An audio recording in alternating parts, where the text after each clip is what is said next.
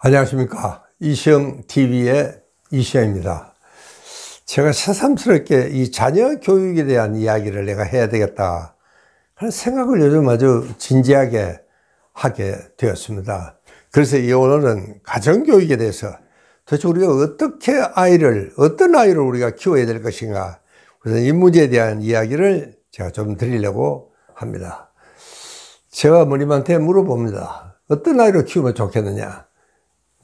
생각할 여유도 없습니다. 공부 잘하는 아이입니다. 그래요. 공부 못한 나이보다 공부 잘하는 아이가 자랑스럽고 좋죠. 그러나 사실은 거기에 너무 집착을 하다 보면 자칫 이 공부 잘하는 아이로 키우려다 보면은 우리 인간의 품성이라든가 인간성이라든가 이런 것이 오히려 메말라 버릴 수도 있고 왜곡될 가능성도 많아집니다. 집단별로 보면은요, 이 엄마들이 대체로 상당히 보수적이다, 봉건적이다, 이렇게들 이야기를 하고 있습니다. 특히 이제 아이들을 기르는 데서는 대체로 보수적입니다. 그러니까 엄마들은 어떻게든지 아이들을 잘 구슬려서 학원으로 이렇게 보내가지고 성적 몇 점에 정말 아이들보다도 엄마가 더 좋아하고 혹은 또 1위, 1비하는 경우가 들어 있습니다. 엄마들 생각에는 공부만 잘해서 인류 대학에만 가면은 그것으로 자기 책임은 끝난다. 거의 그런 생각을 하고 있는 것이 우리 한국 엄마들의 지배적인 생각이 아닐까, 저는 그렇게 생각을 합니다. 그렇습니다. 지금까지는 어쩌면 그게 출세 가도를 달리는 지름길이기도 했습니다.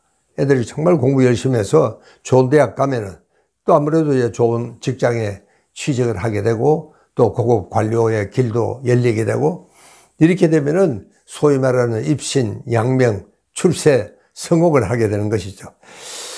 자, 그러나 앞으로는 그게 전부는 아니다. 그 이야기를 제가 오늘 강조드리고 싶습니다. 여러분, 제가 90년 초반으로 기억이 됩니다. 신인간이라는 책을 썼습니다. 새로운 인간.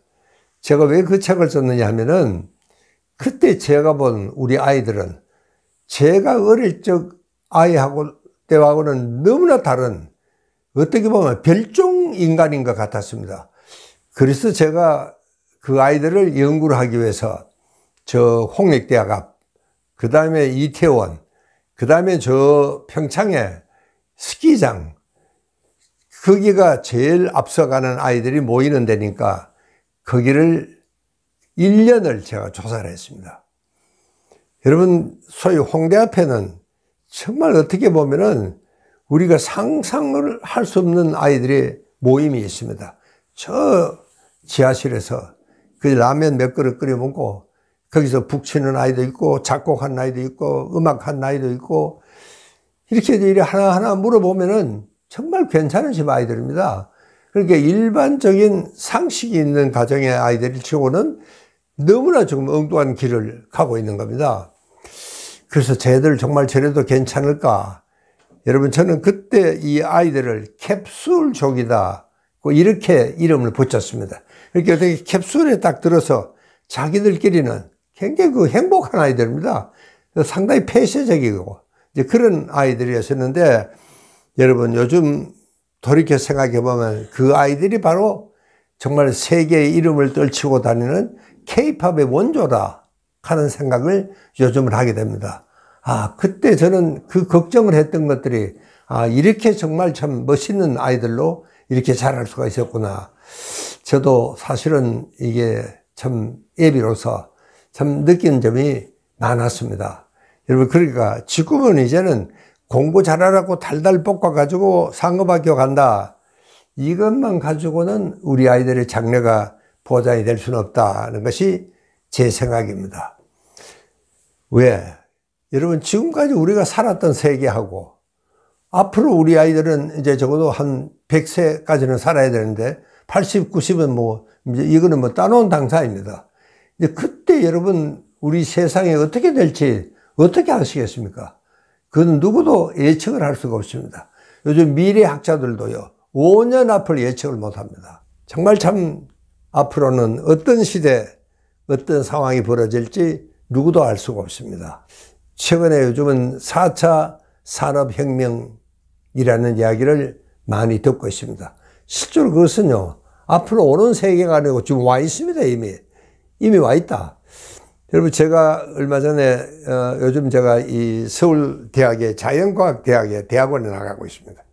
그 교수님들 이야기를 들어보면은 정말 앞으로는 이 일을 안 해도 되는 시대, 이런 시대가 지금 실제로 오고 있다. 우리 눈앞에도 지금 와 있습니다. 그러니까 엄마들이 그럼 이 박사, 그럼 우리 아이를 어떻게 키우란 말이요? 저는 해답이 분명히 있습니다. 첫째는요, 우리가 좀 튼튼하고 건강한 아이로 키워야 된다. 이게 첫 번째입니다. 여러분, 우리가 어떤 시대, 어떤 상황이 올지도 모르니까 그때는 튼튼하게, 건강하게, 신체적으로, 정신적으로, 그리고 인간적으로 그런 아이로 키워야 되겠다. 그냥 달달 볶아서 학교 보내는 거, 그것만으로 되지가 않습니다. 여러분, 그래가지고는 학업 성적도 올라가기가 힘듭니다. 사실은요. 뇌과학적으로 설명하면 이런 아이들에게 과부하가 걸리는 겁니다. 여러분, 우리 학생들이 세계 평가 시험에 보면은 핀란드 학생하고 우리 아이들하고가 항상 1, 2등을 다툽니다. 그런데 참 그거 보면 기분이 좋죠. 우리 아이들이 그렇게 공부를 잘하고 우수하구나. 그런데 문제는 여러분, 우리 아이들이 핀란드 학생의 배를 더 공부를 하고 있다는 겁니다. 핀란드 학생은 반밖에 안 해요. 야, 도대체 이게 어떻게 그렇게 해서라도 1등을, 1, 2등을 다투는 아이가 있느냐면은 죽으라고 해서 1, 2등을 다투는 아이. 그게 우리 한국 아이입니다. 여러분, 그렇게 키워서는 안 되겠다 하는 것이 제 생각입니다. 물론 이제 우리 아이들은 참 머리가 좋고 유능한 아이로 이렇게 키워야 되는데, 그것은 학교에서 달달 외우고 공부하는 것만이 유능한 아이가 아닙니다. 이제는요, 정말 우리 아이들이 상상력이 풍부한, 그래서 창조적인 인재로 우리가 길러야 됩니다. 여러분, 우리가 지금 3만 달러 시대에 딱 턱걸이 한 지가 10년이 넘었습니다. 보통 선진국은요, 2만 달러를 넘어서면 그 탄력으로 3만 달러를 훌쩍 뛰어넘습니다. 우리는 그게 안 됩니다. 왜 안 되느냐? 우리는요, 우리 오리지널 아이디어로 뭘 만들어낸 게 이 지구상에 하나도 없습니다. 우리는 모방을 합니다. 지금까지. 모방을 잘하고, 거기다가 또 참 적절하게 변형을 하고, 또 더 향상을 시키고, 이런 것들은 정말 개조하고, 이런 것은 대단한 능력이 있습니다. 그래서 우리가 이만큼 열심히 일했고, 그래서 정말 참 남들이 부러워하는 한강의 기적을 일궈낸 겁니다. 그러나 여러분, 우리는 아직도 노벨상을 받질 못합니다. 그저께 그 자연과학대학원에 가서 그게 이 노벨상 후보자들이 있는데 어느 학생이 물었어요. 선생님, 우리가 노벨상과 얼마나 가차 있습니까? 이게 꿈도 꾸지 마라. 어느 교수의 답변이었습니다. 왜냐?